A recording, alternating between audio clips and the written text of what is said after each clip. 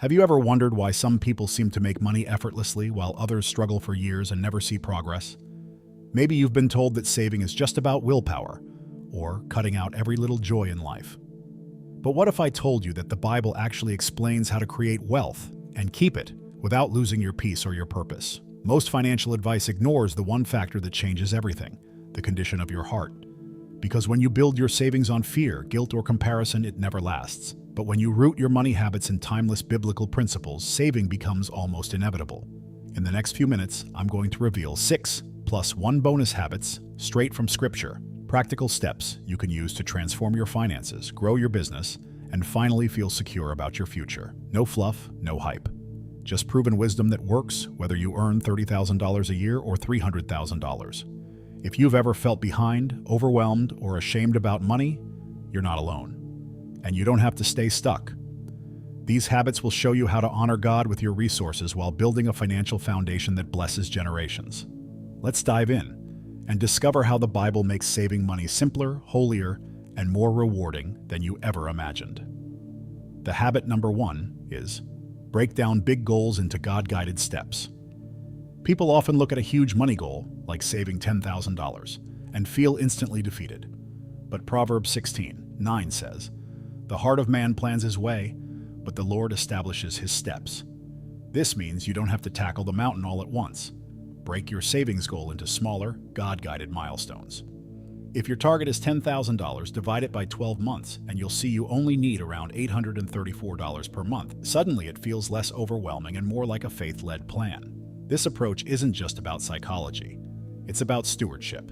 When you map out smaller steps, you honor the resources God has already entrusted to you. Remember the story of Joseph in Genesis.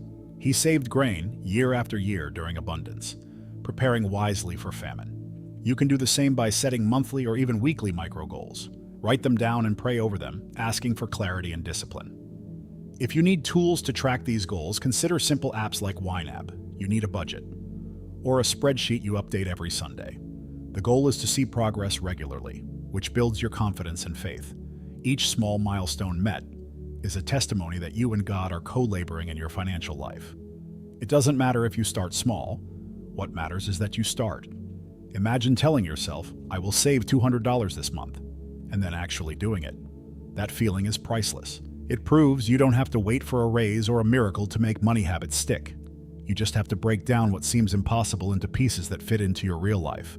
When you do, your brain stops resisting, and you begin to feel empowered. Don't forget to involve your family or accountability partners. Maybe every Sunday night you share your progress and celebrate what God is doing. This can create momentum and bring your community into your mission. After all, Ecclesiastes 4:9 says, "Two are better than one, because they have a good return for their labor."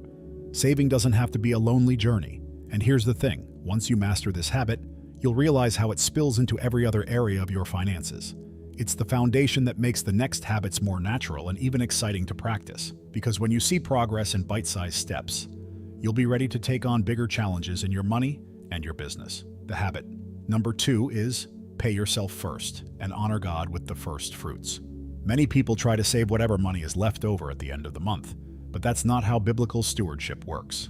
Proverbs 3:9 says, "Honor the Lord with your wealth, with the first fruits of all your crops." This principle isn't just about tithing. It's about setting aside what matters most before you spend on anything else. When you pay yourself first, you declare that your money will serve your mission, not the other way around. Start by automating a transfer the day you get paid. Think of it as giving your future self a paycheck. You can set up an automatic 10% transfer into a savings account you don't touch. If you have a business, create a separate account dedicated to growth and emergency funds. This simple act builds discipline faster than any budgeting app ever could. Imagine you earn $4,000 a month. Before you pay the bills, before you buy groceries, you move $400 to a savings account and another $400 to your tithe or giving account. That's you putting God and your long-term goals first. When you do this, you protect your purpose-driven money from being swallowed up by spontaneous expenses. One practical example is to nickname your savings account with something that inspires you. Instead of savings, call it Freedom Fund or Kingdom Impact. This simple trick can make you less likely to rate it when temptation strikes. Even small amounts will start to grow, reminding you of God's faithfulness and your own commitment. Some people worry they won't have enough left over for bills, but here's the truth. When you start with obedience and discipline, your mindset shifts from scarcity to abundance. You become more resourceful. Luke 16:10 says, "Whoever can be trusted with very little can also be trusted with much." This is how God prepares you to handle greater blessings. Before you know it, this habit becomes a rhythm. Just like Joseph stored grain in times of plenty, you'll find yourself ready for the seasons when resources are tight. And once you experience the peace that comes from knowing you've already honored God and secured your savings, you'll be eager to see how the next habit builds on this foundation. The habit. Number 3 is, challenge your top expenses like a faithful steward. Most people treat their biggest bills as fixed, unchangeable burdens. But Romans 12:2 urges us, do not conform to the pattern of this world, but be transformed by the renewing of your mind. You can rethink your largest expenses through the lens of stewardship. Housing and transportation often consume nearly 50% of your income. That means even small adjustments can release hundreds of dollars for saving and building your business. Start by reviewing your rent or mortgage. Could you negotiate a better rate or refinance? Many landlords would rather lower the payment slightly than risk losing a reliable tenant. One client I advised saved $250 a month simply by offering to sign a longer lease. That's $3,000 a year redirected straight into her freedom fund. Never assume the first price is the final word. Next, consider your car. Are you paying for insurance add-ons you don't need? Could you switch to public transportation a few days a week? If you drive rarely, usage-based insurance could slash your premiums by 30% or more. Proverbs 27:23 says, "Be sure you know the condition of your flocks."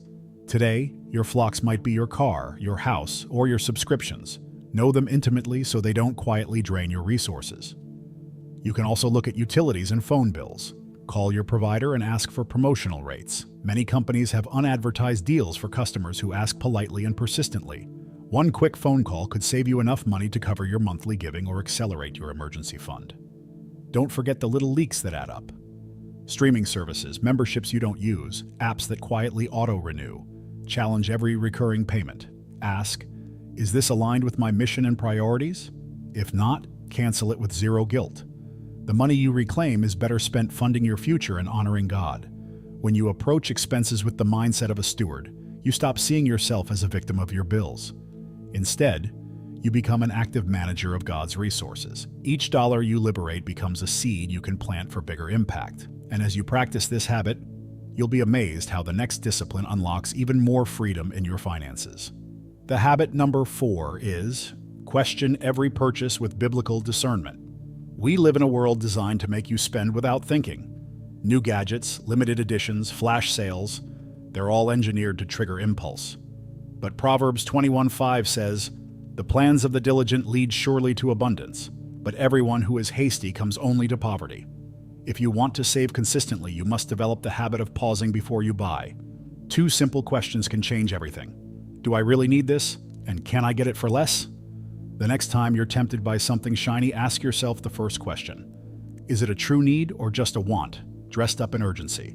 A woman I mentored once realized she was spending $300 a month on emergency Amazon buys, things she never planned for but convinced herself she had to have. When she started pausing, she cut her spending by half in 30 days and put that money toward paying off debt. If you decide you genuinely need the item, move to the second question. How can I get this cheaper? Maybe you buy it gently used, wait for a seasonal sale, or negotiate a better price. Sites like Honey or Rakuten can automatically find coupons. Even simple price comparisons can save you 20–40%. These small wins add up over time and teach you that making money go further is an act of wisdom. Remember, Jesus taught about counting the cost before building, Luke 14:28. He knew financial decisions shape your destiny. When you question every purchase, you're not being stingy, you're being strategic. You're making sure your money aligns with your mission instead of sabotaging it. One practical tip: keep a 24-hour rule for non-essential buys. When you see something you want, wait a day. This simple buffer helps your emotions cool and your logic return. If you still feel the purchase is necessary, proceed. If not, celebrate that you protected your resources. Over time, this discipline builds confidence. You start to see how every dollar you don't spend can be invested, given, or saved. You reclaim control from advertisers who profit off your impulses. And as you master this habit, you'll discover that the next step takes your financial stewardship to a whole new level. The habit. Number 5 is Destroy debt before building wealth. Many people believe they can outsave their debt, but Proverbs 22:7 warns, the borrower is slave to the lender. Carrying a high-interest debt is like trying to fill a bucket with holes. You work hard to make money, but it leaks out faster than you can save. That's why this habit is non-negotiable. Pay off toxic debt first so your resources can finally start working for you instead of against you. Consider this. If you save $5,000 in an account earning 4% interest, you'll gain $200 in a year. But if you owe $5,000 on a credit card at 18%, you'll pay $900 in interest over that same time. That's a net loss of $700 simply because you tried to build before clearing the foundation. High-interest debt is like a silent tax on your future, and it's time to break free. One strategy is the debt snowball. List all your debts from smallest to largest balance. Pay minimums on everything but the smallest. Attack that one with every extra dollar until it's gone. Then move to the next. This creates momentum and motivation. If you prefer a purely mathematical approach, try the debt avalanche, where you tackle the highest interest rate first. Either way, make debt destruction your mission. Remember Romans 13:8. Let no debt remain outstanding except the continuing debt to love one another. When you pay off what you owe, you create space for generosity and purpose. You no longer have to wake up wondering if creditors will swallow your progress. Instead, you stand on solid ground, ready to build wealth that lasts. Some people feel ashamed of their debt, but shame keeps you stuck. This isn't about guilt. It's about freedom. Pray for strength and clarity. Confess your plans to someone you trust. Track your balances every month so you can celebrate each victory. Every dollar paid off is one step closer to the financial peace God wants for you. And once you've conquered your debt, you'll finally be ready to do something even more exciting. Grow your income and expand your impact. That's where the next habit comes into play. The habit number 6 is multiply your income through purpose-driven work. There's a limit to how much you can save, but there's no cap on how much you can earn when you align your work with God's purpose. Proverbs 14:23 says, all hard work brings a profit, but mere talk leads only to poverty. If you want to make money grow, you need to take action that multiplies it. This habit is about stepping into new opportunities with faith and strategy. One way to start is by negotiating your current salary. Many employees never ask for a raise, even when they're delivering more value than before. Research your market rate, prepare a case with examples of your impact, and schedule a conversation with your employer. A 10% raise can instantly add thousands to your annual income, money you can redirect to savings or investments. If you're in business, look at how you can expand your offerings or raise your prices. Are there services you could package together? Could you offer a premium version of what you already sell? A coach I worked with doubled her revenue simply by adding a high-ticket group program for her clients. Sometimes the growth you need is right under your nose. Don't be afraid to create new streams of income. Whether it's freelancing, consulting, or launching an online course, there are endless ways to earn more in today's economy. Ecclesiastes 11:2 says, invest in 7 ventures, yes, in 8. You do not know what disaster may come. Diversifying your income is biblical wisdom that protects your household and fuels your mission. Remember, multiplying income isn't just about hustle, it's about stewardship. As you earn more, stay anchored in generosity and discipline. Commit to tithing consistently and funding your future goals. When you build wealth with integrity, you create a legacy that outlasts you. And here's the best part.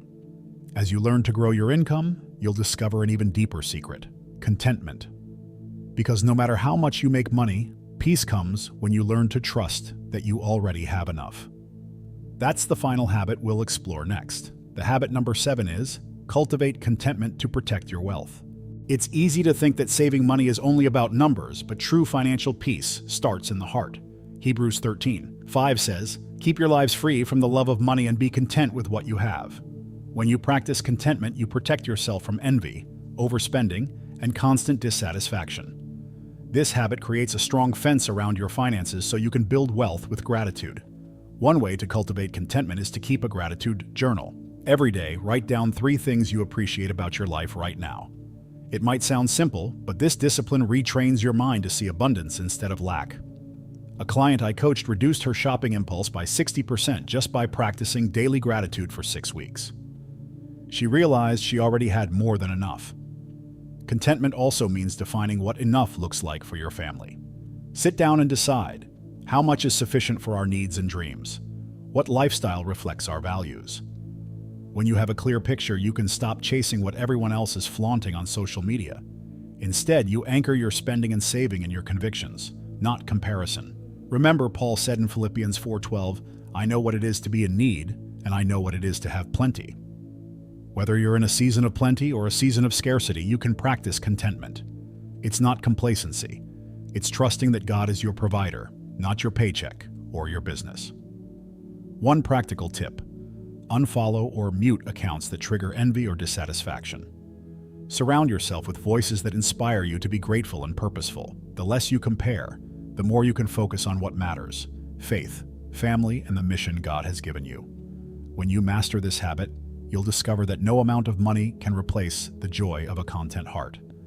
And that's why, together with the other habits, this final practice makes saving not only inevitable, but truly meaningful.